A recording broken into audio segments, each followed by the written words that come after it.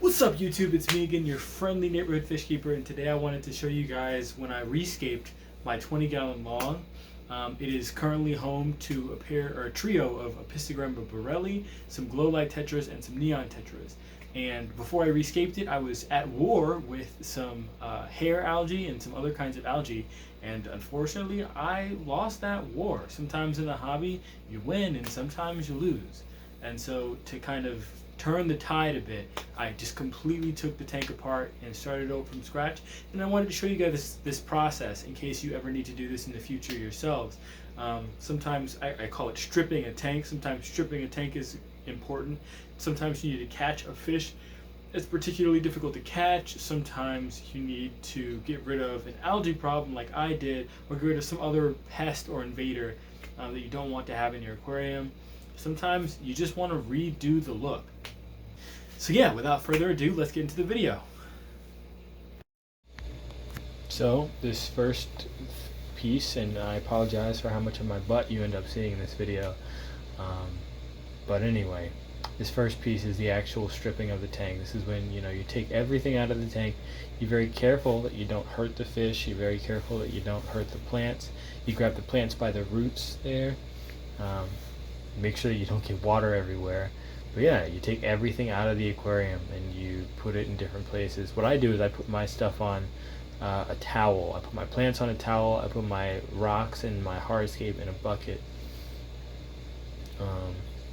And yeah, it's a pretty quick process there. Next up, I drain a little bit of the tank to make it a little bit easier to catch the fish. If the tank is completely filled, it can be a little hard to catch the fish sometimes. But I don't drain it too much. Next up, I catch the fish. And that's a pretty straightforward process as well. I've been doing it for a long time. I'm decent at it, but I found that different fish can be easier or harder to catch. See, those tetras were very easy, but the cichlids, for example, were a lot harder. Next up, you drain the tank. I wasn't doing a complete strip. I'd take out the gravel or the substrate and I'd drain the tank completely, but this was a partial strip, so I only took out some of the water. This next piece here, I'm removing the algae and the Java moss from this piece of wood. So this piece of wood was just absolutely covered in algae and Java moss. I took it off. It's unfortunately not in focus, so I'm sorry about that, but yeah, pretty straightforward. So now I'm scaping the aquarium. I'm putting everything in a place where I want it to be. The sponge filter was giving me a little trouble there, but I tried to hide it behind this big central piece of wood. But I put the piece of wood off center using the rule of thirds. Try to make triangles, try to draw the eye to certain locations in the aquarium. I'm not great at it, but I try to have an eye for the art of the scape when I rescape an aquarium. Now I'm just tidying up the algae on this stone here, and see I'm scrubbing the stone down with a brush, a hard brush, to get the algae off. Put the stone somewhere I like it. Sorry about my butt again. Had a mean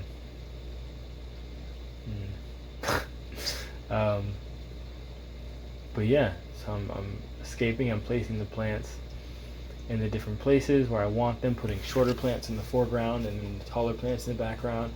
I don't have as much sand in this tank as I'd like to have, so I'm moving it around from the places where I'm not going to escape to the places where I am. Unfortunately, I lost a clip here, so you missed most of the planting. This is a different shot of some of the plants being placed. I wish I'd have shot more of the video like this, honestly. But yeah, here I'm planting the Anacharis, which ends up being a huge part of this scape.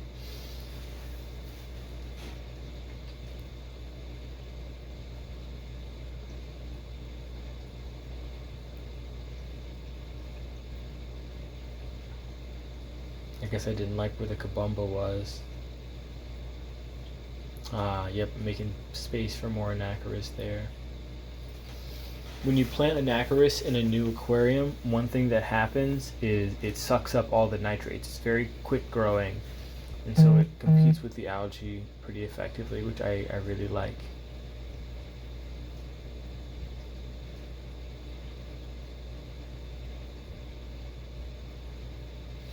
Next up, I'm planting Java moss. I'm planting it in the substrate, hoping that it'll form a bit of a carpet. Here's Flourish Tab, something I swear by. I don't use substrate with nutrients in it. Instead, I use Flourish Tabs and I dose with them. Now it's finally ready for fish. See, some of the cloudiness has been gotten rid of. I refilled the aquarium all the way. So I'm adding the fish back. And so now here's a clip of the aquarium a couple of hours after it was finished.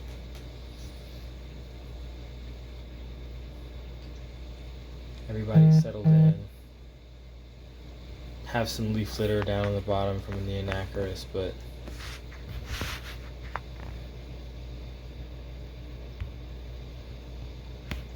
and here it is a couple of weeks after it's been set up for a while. You see there's a bit more algae coming back in the Myriophyllum in the back and in the foreground. For the most part, it looks a lot better than it did before I started. The Anacharis has really come in, and I planted some more of it too, so it's not just growth. I added some leaf litter at the bottom, some Indian almond leaves, and here goes Pisto Borelli. And here's a clip from when I first set the tank up again. So here's the Pisto Borelli, the male, some glow-like tetras in the foreground, some neon tetras in the background. Just kind of settled in. They settled in so quickly, and I'm really, really happy that they did. I love when fish are comfortable and outgoing. I'm trying to breed these guys, so it's good that they're comfortable. And there goes the female in the bottom right corner in her breeding dress, looking stunning as ever, very bright yellow with a dark bar through the eye, a vertical bar.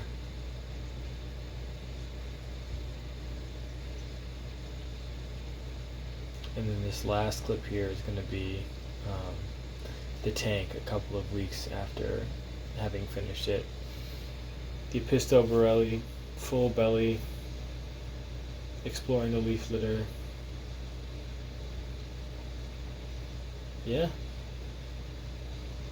that's the tank.